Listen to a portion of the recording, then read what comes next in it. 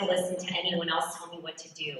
And so if you're like me, then you're probably an entrepreneur.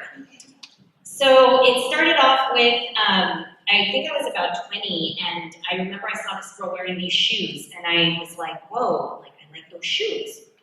And I went online, and I think they were $20 or something, and I was thinking to myself, okay, $20. I don't think I'm gonna make that purchase right now because I actually had a little boy and I had expenses and I just didn't want to spend my money that way.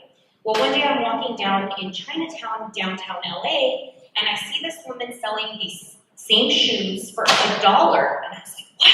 You're selling for $1? I can sell these for 20. So I picked up like a bag of maybe 20 of these shoes for $20, and I went to everyone. I'm like, guess what? I have these shoes for sale. They're $10. And people bought them. And I was like, whoa, I just made $1 into $10. Let me keep doing this. And so I ended up selling quite a bit of the shoes. And one person I sold to was my cousin. And she was mad when she found out I paid $1 and sold them to her for 10. So, but again, same thing, right? Like I was like, whoa, there's something here. And so I mentioned I had a son at a very young age. And so I wanted to put myself through school, and I went ahead and I had a job, and I was working, and of course I was not happy. I always knew one day I'm just gonna create a job and I'm gonna move forward and do something. And so I ended up moving into this industry, and I found someone incredible that I call my boss dad, and I would ask him questions like, Alan, how do you become an entrepreneur? And what do I need to do to start up a business? And he would, instead of like getting angry with me, he would like say, well, this is what you have to do. He loved telling stories about entrepreneurship. And so I knew right then and there that I had to make that jump one day. And so I moved, I was able to work from home, and I knew that was the right time for me to start my first business. And so I was thinking to myself, well, what can I do that doesn't cost a lot of money and I can be my own boss? And then I thought, I'll be a wedding planner. Yeah, sounds so exciting and glamorous. But once I started doing it, it really was not glamorous. And it was a lot of work, and you had a lot of bridezillas. There aren't any here. But I realized pretty quickly that it was not my passion. And I knew that I couldn't continue doing this business because I felt miserable. I would come home, I was exhausted. I felt like a train had hit me. And so I knew that it was time to move on. And so I actually sold that company to someone who wanted to become a wedding planner and moved here from Utah. So I sold her the business, I showed her all the ropes. I told her, this is how you get clients, go ahead and take all the assets, the pictures, the website. And I decided then and there, I remember when I was doing the wedding planning that one day I got an email from a venue and they said, hey, we have this venue available and it's half off. And I was like, wow, half off. If I was planning an event, I would love an opportunity to get this venue at half off. So I said, I'll start up a tech company. And I thought to myself, something like Travelzoo, they usually send these email blasts and they're like, deals. And so I found a co-founder and I started doing the networking thing, coming to events like this. I would listen to people talk and I would get inspired and I'm like, yeah, we're gonna make $1 million. But that didn't happen. Instead, we put about $15,000 into this business. We had hired a developer, and we quickly realized that we could not keep up with technology needs. So my co-founder and I went our separate ways. And on one of those days that I was still feeling like I'm gonna go out and network, I met someone that changed my life. And I'll tell you more about him in a little bit. But during this time period in my life, I had closed down the business, and as life changes, I was going through a divorce. And, I knew that everything was transitioning, and I knew that I needed to make money because I had a son, and I was not going to go home to live with mom. That was actually my number one motivator to get out and figure it out. And so I actually thought to myself, well, I've tried all these things and they haven't worked. What else can I do? And then I remember I had learned QuickBooks with my boss dad, And I had done my own QuickBooks for my company. And I was like, you know what? I've heard a lot of people talk about during the networking that they didn't know QuickBooks. And so I was like, you know, I think there's something here. I'm gonna do QuickBooks consulting. And so I found my first client, and man, I was actually looking at some of my old work and I was so embarrassed. I was like, wow, I didn't know what I was doing. I felt bad for my first clients. I mean, I understood a little bit of financial stuff, but I didn't know a lot. But I just said, I'm gonna fake it, and I'm gonna make it, and I did. But here's the really funny thing, actually. I actually, through a networking event, ended up meeting a lot of great people, and those people sent me some referrals, and from one referral came another referral. And I guess I was doing something right, because I ended up booking a really big deal pretty quickly thereafter. And that client forced me to get employees. And I had not only did I not ever think to myself that I would ever have employees, but I was like, I have too much work. I can't handle this. I need help. And so I ended up hiring my first employee, and then I realized I didn't have any processes and procedures in place, and I was just like fumbling through all of this. And the company grew, and we were meeting our goals. And here I am. I'm going through this divorce, and a girlfriend asks me during this time. By the way, I really love law of attraction. If any of you guys know about that, I'll tell you a little more in this talk. But a girlfriend asked me during this time period about a year earlier. She said, "If you could do anything right now, what would you do?" And I envisioned myself, for some reason, don't know why, putting on a backpack, and I saw myself climbing this mountain. And I'm like, that's weird. Like, it's not really something I would think normally, but I answered her and I said, this is what I would do if I could right now. And so I told you all that I think it was about, a few months prior, I had met someone in this carpool on the way to a networking event. And that person turned out to be my now business and life partner, Philip, who's sitting right next to me there.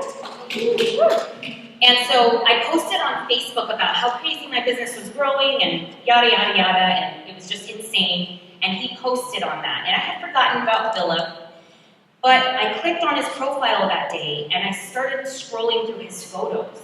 And I was like, this is bizarre. His photos had everything I had envisioned when I told my friend Michelle about this life I wanted. And I said to myself, I need to reach out. And so Philip and I sat down one day and we had lunch, and he told me how he loved entrepreneurship, and I knew we were going to be best friends.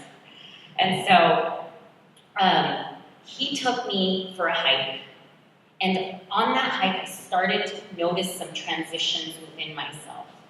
I felt happier, and I felt like I was feeling lighter inside, because even though business was going well, I was very upset with myself because I had stayed in this relationship for so many years that didn't serve me well. And so I jokingly, in 2014, told Philip, I said, I think there's something here. I'd like to hike once a week for a year. And Philip said, okay, as he normally does. And he secretly thought I wasn't really going to be able to do this. But as we came back from this trip, I came back home and I said, let's go for the hike. And he took me on the hike, and I remember using Instagram, and I was thinking to myself, okay, I'm going to keep myself accountable. I'm going to, say, hike one of my 52 hike challenge. And so I started doing this, and Philip really helped me and guided me through this path. I knew nothing about hiking. And so here I am, I'm going outdoors, I have my business, and I had set this crazy, ridiculous challenge at that point, I thought to myself. And I was afraid. I thought, maybe I can't do this. And I was worried, like, how am I going to do this? And so every week I would just remember, like, okay, hike one, hike two. And eventually Philip realized, I guess, that I was ready to go to the next level. And he said, we're going to go do a mountain. And I was so afraid. I was like, what if I fail? What if I like can't make it? And I was nervous, but I'm like, okay, if he believes in me, then I can probably do this. And so we went, and I remember it was the tallest mountain here in Southern California. It's called San Gorgonio. And I remember that there was one point where we were close to the summit, maybe about 1.5 miles away, and then I heard the voice inside that was like, "You're stupid. You can't do this. This is too hard. What are you doing here?" There's something that happens when you're climbing mountains or hiking for hours. You start listening to that inner dialogue because you take that time to be in silence, and it's kind of hard to find that in all the noise. And so I heard it, and I was really shocked, and I was like, wow, how have I been treating myself for how many years? And so as I progressed in my journey, by hike 52, that voice had vanished. And I had completed this journey in 8 months, and we had seen some incredible places, and I had had all of these breakthroughs. And when we were done, I asked my partner, my guru, I said, "Would you please take me to Mount Whitney?" I felt like that's all that I needed to complete my journey. And he said yes.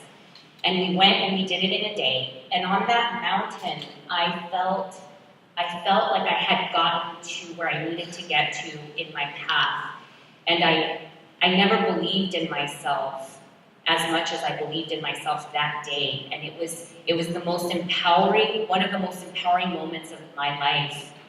And I realized I'm capable. I can do whatever I set my mind to. My own 2 feet got me up to this mountain. And so that evening, I felt this immense fire and urge in my soul to share this story with people. And I failed to mention that my partner, Phil, had previously lost 80 pounds through hiking. And that's a big accomplishment, to be able to keep that off for the last decade. And so I put all our stories together and I said, you know what? We have something here. We literally paid $5 for this logo on Fiverr, and we put up this challenge for anyone to do around the world. It is our mission to inspire and motivate people to get outdoors for the physical, mental, and spiritual benefits of getting outside and go hiking. And all we said was we shared our stories, and that has been like the craziest dream. I couldn't even imagine all of the things that have come from sharing that story. People have now, we're going on year 3. People all over the world are doing our challenge. There are people that have written to us because they're fighting cancer and they're doing our challenge to help them along their journey in healing. There's people who have found empowerment. There's people who have lost 50 plus pounds. It has been absolutely incredible. And on the numbers side, we've gained over 70,000 plus followers on social media. We have over 350,000 hashtag photos from people who are following the same process.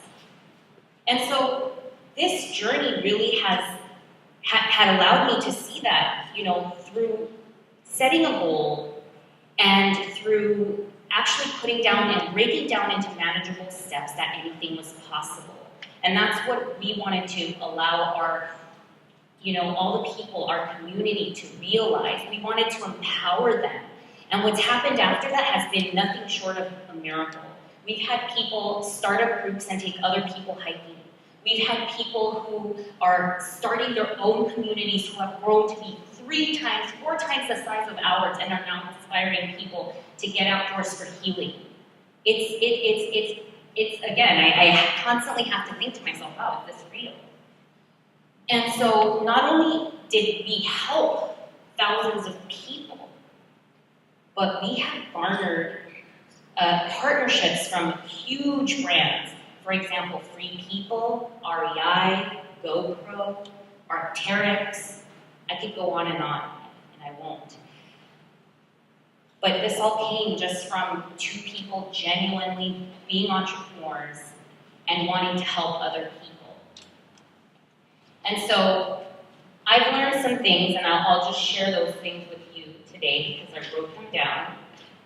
So if I could go back and if I knew these things, these are some little things that have helped me. Number 1, I always tell people who have done our challenge, and even if you have not, you set that audacious goal and you work yourself backwards.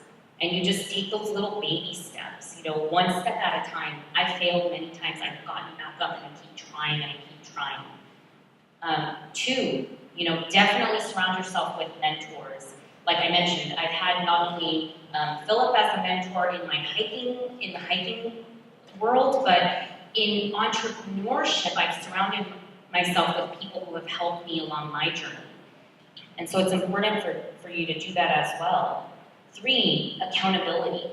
Having someone to tell, like, hey, this is my goal, and having them to guide you, whether it's a coach, or in my case, I use Instagram. I know it sounds kind of funny, but 4, remember that success does not always look like what you think it's going to look like.